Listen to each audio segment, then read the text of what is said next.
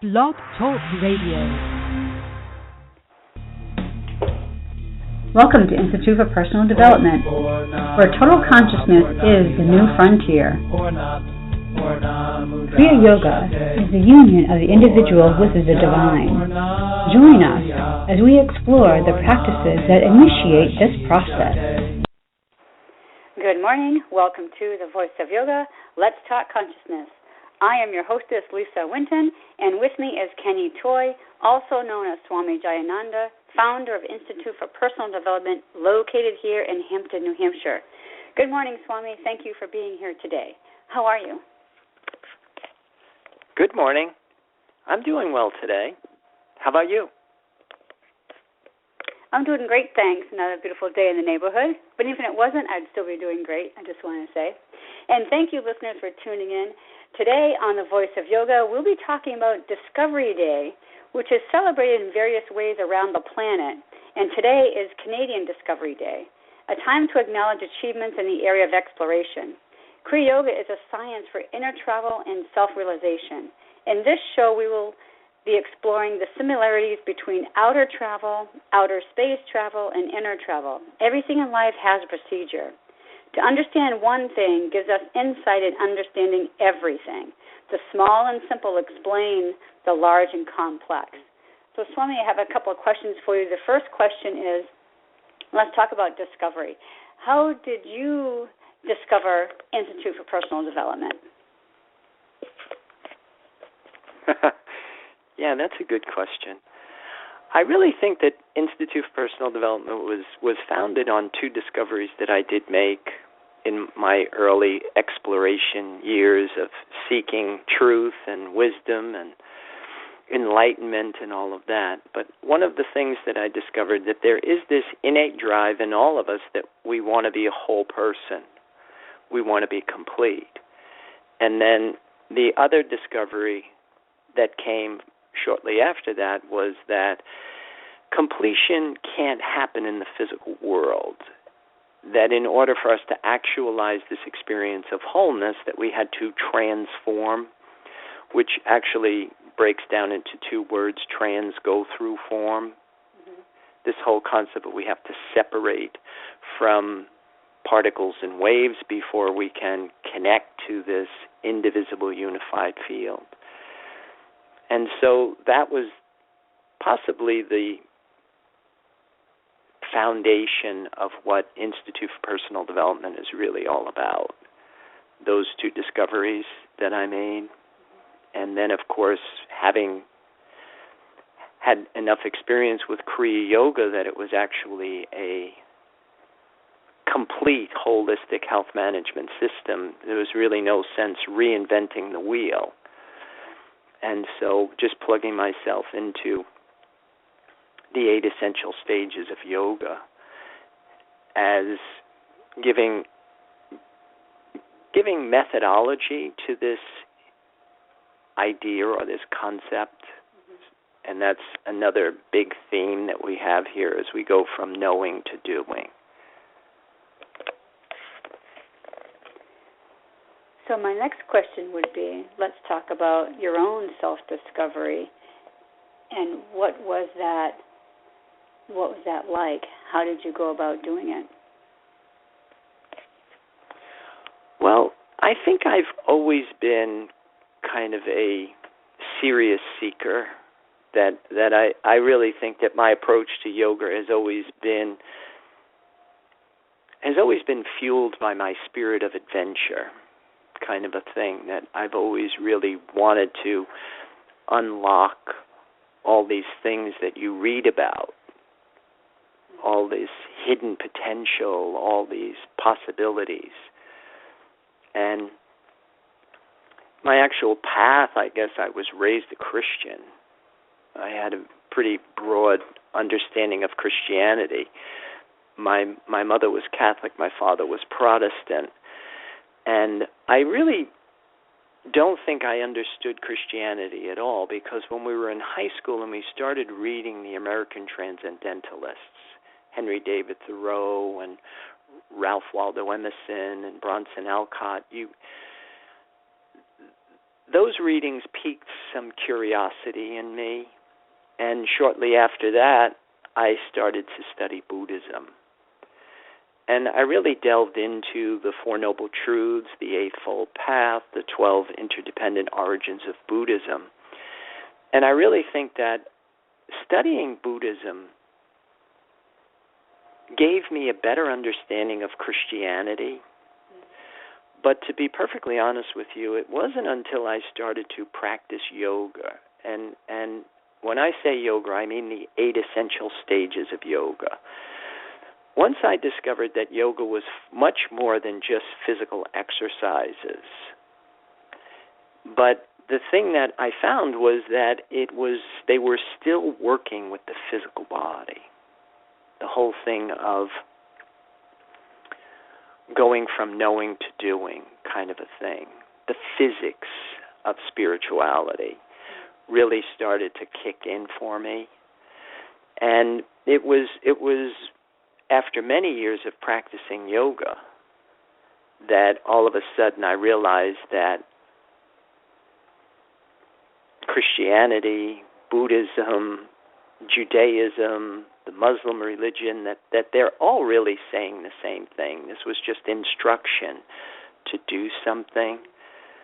And I really didn't get my point of what I call my epiphany till after about 20 years of practicing yoga. And it was really interesting because it was really by accident that it happened that I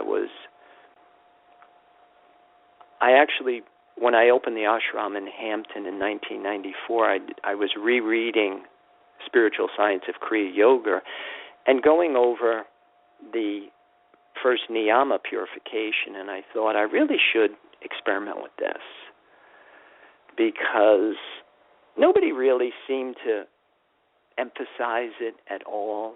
Mm-hmm. And I thought, purification, I had given up sugar I don't know how long ago, but I ate all the health junk food. And when you're eating honey and maple syrup and agave nectar and you're eating all of these sugar substitutes that, whether you realize it or not, they're producing a craving for themselves. You're still ingesting a simple carbohydrate that is absorbed almost immediately into your blood, and now all of a sudden it's like the body has an attachment to it. Mm. And so I gave up all the simple carbs, and then it was about, I don't know, you notice it almost immediately that you are addicted to these foods, that you are looking for food to reward yourself, basically. And so it takes about a month for those cravings to go away, and after a while, real food is satisfying. But it was approximately about 9 months after I had given them all up, I remember I was doing my breathing exercise in the morning, and I took a breath, and it went in. That's the only way I can describe it. That it's like being in a dark room, and all of a sudden they put the lights on. It was that different. That I took a breath, and when I say it went in, it was all of a sudden my body received the breath as a new symbol for validation. And it was at that point that I recognized that it was like, oh my God, this is what they're talking about. Put God first. Use what you need as a symbol for validation. And of course, if I didn't purify my body with the physics of spirituality, you can't get that in. But when that happened, matter and mind then came together with new information, and everything changes. And so that was, a real stronghold in our approach to yoga and how we structure everything we do at Institute for Personal Development. So it seems to me that a person would have to have this, I guess, desire, for lack of a better word, to want to become whole. Like they had to have this realization that there's something more than just this physical body. And I believe that everybody on the planet realizes this at some level, but it's when it gets into our conscious level that we realize that there's something that we have to do, and therefore then we have to have our path of action, and then the path of knowledge. So it sounds like you actually did all of those things before you came to this self-realization. Well, to answer your question, I have been a diligent seeker for some time, like I said, since high school. And the thing that I did find is that there's a lot of information out there that is what I call now cliche. There's a lot of stuff that's out there that just won't get you the return that you're really looking for. And then to come back to you, I mean, it's like we all want to be whole. And whether we realize it or not, that there is this conflict that goes on between a consciousness that is bound up in the physical body and one that is longing to be liberated and expand in a positive direction. And for those of us that have not initiated this progressive cycle, we're dealing with an inner environment that is inundated with feelings of guilt, shame, anger, resentment, blame, emptiness, and boredom. And of course, we go to our support groups or our therapist and we try and siphon off what's going on. And at best, it may offer you relief, but it doesn't offer you solution. It's not until you initiate this progressive cycle do you actually find solution to what's really going on in your inner environment, because those symptoms are a kickback from an unlived latent potential that you want to grow in a positive direction. You want to leave what's safe, familiar, comfortable, and known.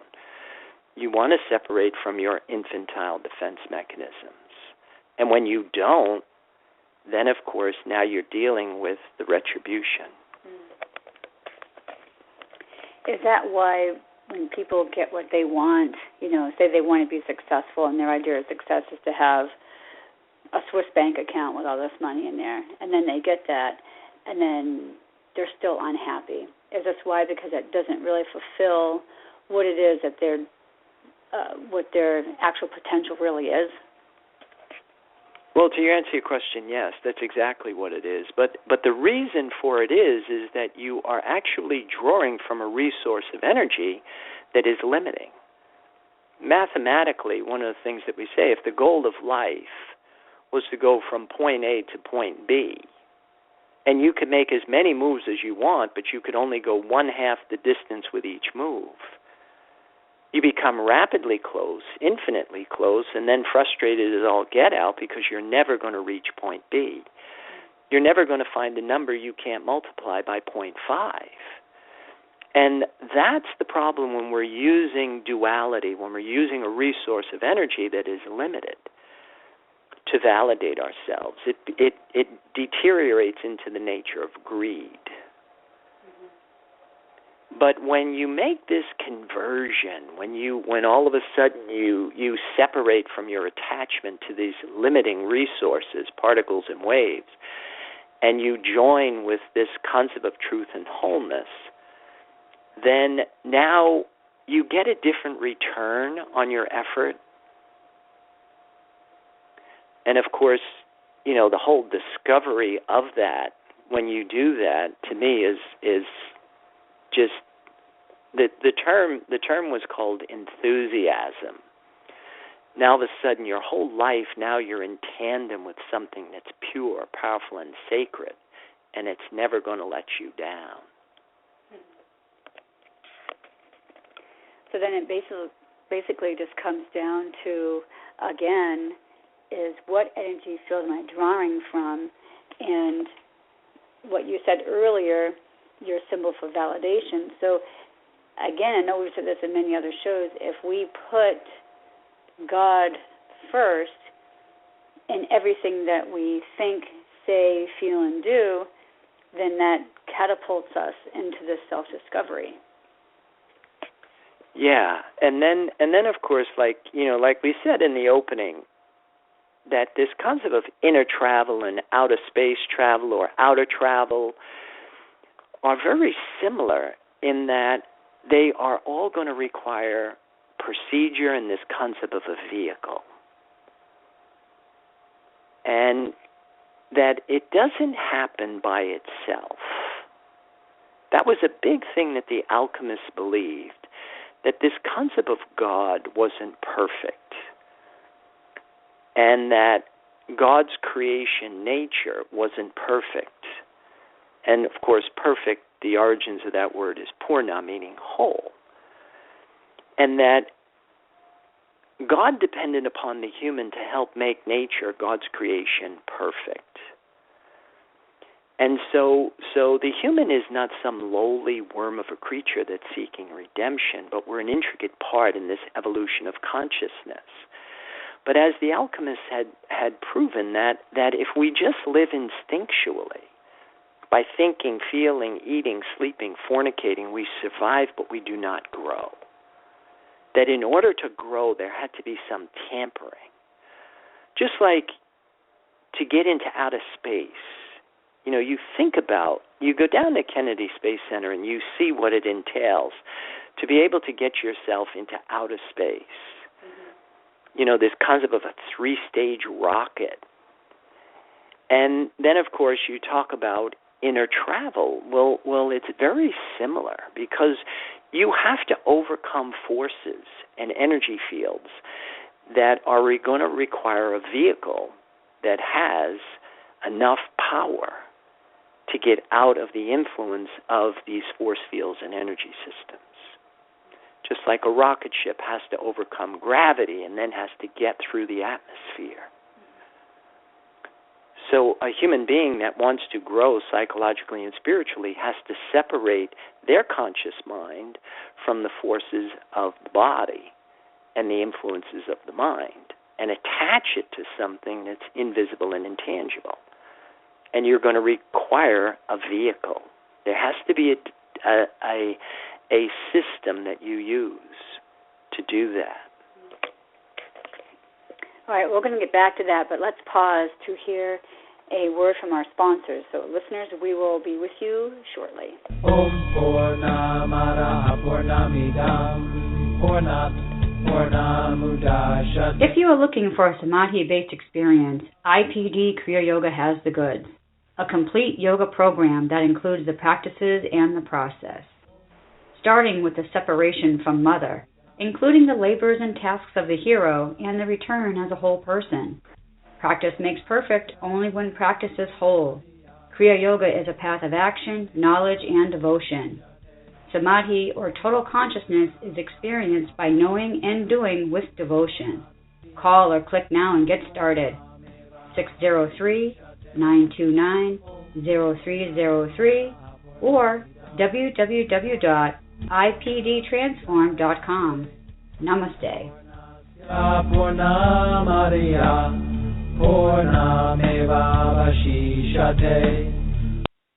Well, welcome back. For those of you just joining us, you're listening to The Voice of Yoga, and we are talking consciousness. And we are actually talking about self-discovery. So I know we have some callers out there, and I just wanted to open it up to see if any of our callers may have any questions for Swami at this time.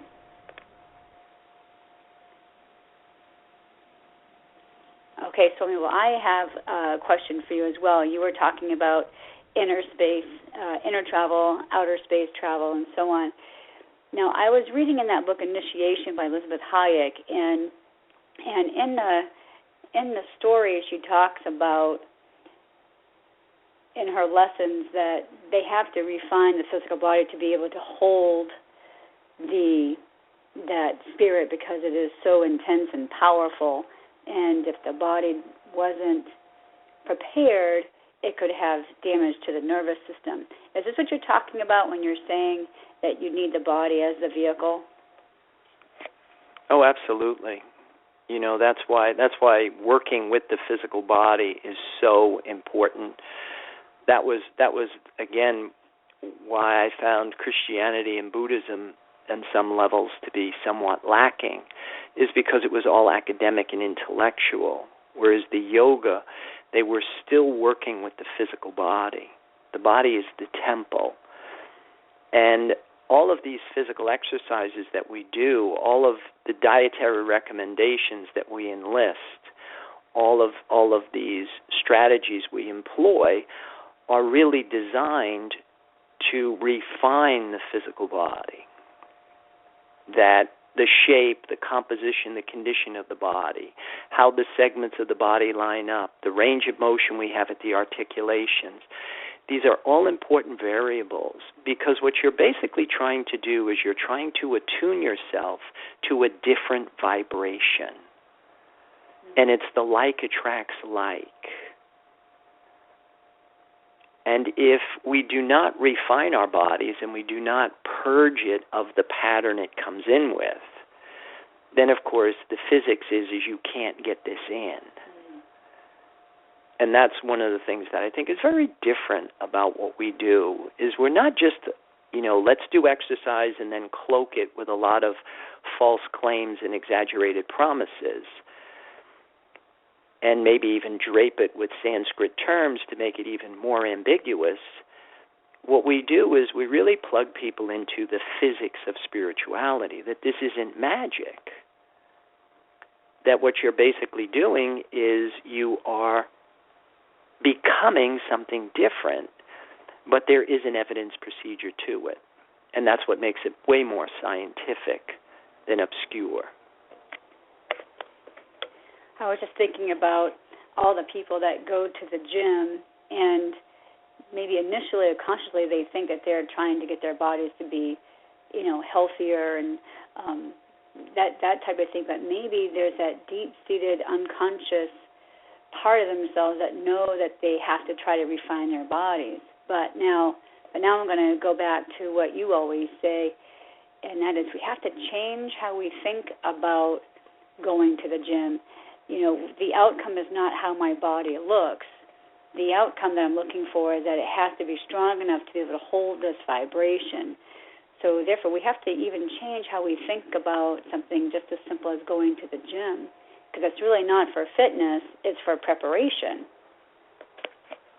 Well, yeah, to answer your question, you look at such a huge portion of the yoga community today, and it's all about the body. It's all about looking younger, living longer, being more desirable. Then the body becomes part of the problem because you don't get the yoga part.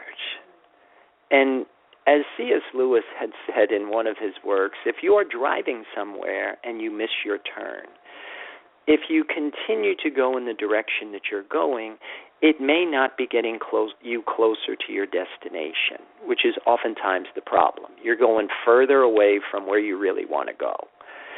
And so some of the misconceptions in the yoga community is that if you just practice, it will get you there.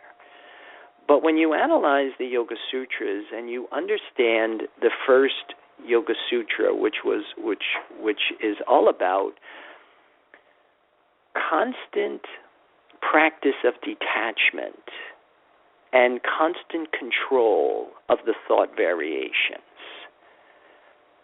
it's almost impossible to do if you do not understand your fifth yama, brahmacharya, carrier of Brahman. Because that's where Patanjali's told us that we had to get connected to this other energy field. Mm-hmm. That it's this other energy field that makes all of these things that we talk about possible. And of course, you can practice till you're purple, but if you don't get this life force into your body, if you don't get this other source of sustenance into the body, then of course, none of the changes take place. It's the single most important thing that you can do. I want to talk about our path of knowledge, and I just wanted to express how much I am enjoying the celestial positioning system that's now on the website on ipdtransform.com. And I have found it actually quite useful. So what I do at night is I'll read the passage for the next day, and then from there I can kind of give myself or put myself in a different sense of awareness as to what's going on. And so for listeners who don't know what this is about, you have to become a VIP member in order to access this information. Now, is there anything that you want to tell our listeners about this celestial positioning system other than what I have said and how I'm using it? Well, I think the simple fact that you are using it is exactly what it's there for. That if you do not have this path of knowledge, if you are not cultivating your sense of awareness, then there is a big aspect of your yoga practice that is missing. But again, to understand just the concept of what surrounds us is within us, as above, so below, that I have always found that the insights that you can get from the movement of the celestial bodies can be really helpful to give you insight into a biosphere of energy that's available to you at a given time. And again, if your practice is all about attuning yourself,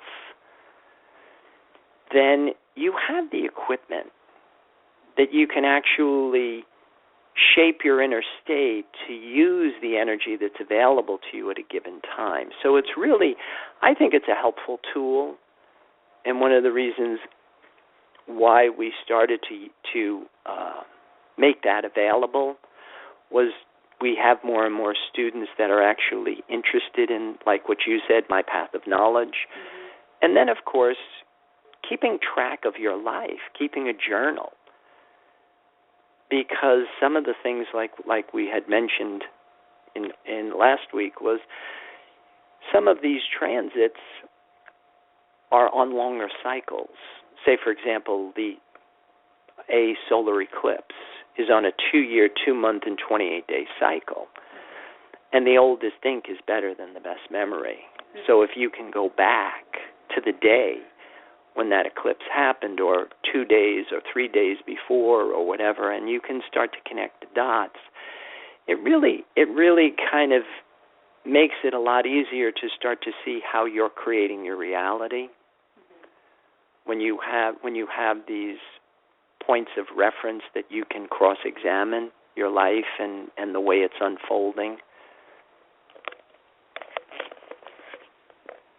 That'll be my next part that I'll have to do, is start that journaling, and I probably am going to start it sometime in the very near future. That's so funny.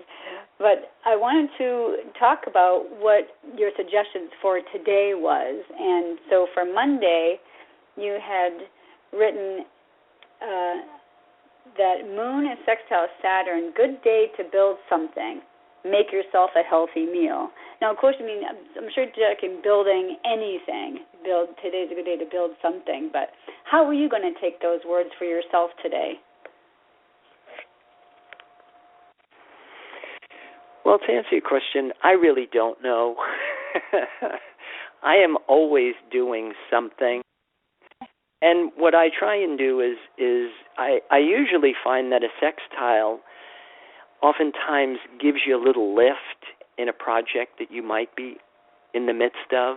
All of a sudden you start to see that might be a little bit more advancement in this concept or this idea that I'm working on, if that helps. Yeah, it does. I was just curious to know how you were going to apply that in your life. Well, thank you for answering that. I think we need to start closing down our program today. So, listeners, be sure you visit our website. You can follow Swami on Pinterest and Twitter and Facebook, of course. And don't forget, we also have the online classes that you can access through our new website, and it's absolutely beautiful. You should take a look through it. And also on the website, you can opt to become a VIP member. It's very, very reasonable. I'm actually enjoying the experience myself. But keep those comments and questions and curiosities coming, because Swami does enjoy hearing from you. Be sure to tune in next week. We're going to be discussing our own uniqueness and Kriya Yoga. So any final thoughts, Swami, about our show today or about what we're going to talk about next week? Yeah, next week we'll be talking about creating uniqueness and how to use your Kriya Yoga or union with the divine to make that happen for yourself. And with that, I wish everybody a good day. Namaste. Back to you. And thank you again for listening to our program, The Voice of Yoga. This is Lisa Winton, along with Swami Jayananda, signing off. Have a wonderful Kriya Yoga kind of day. Namaste.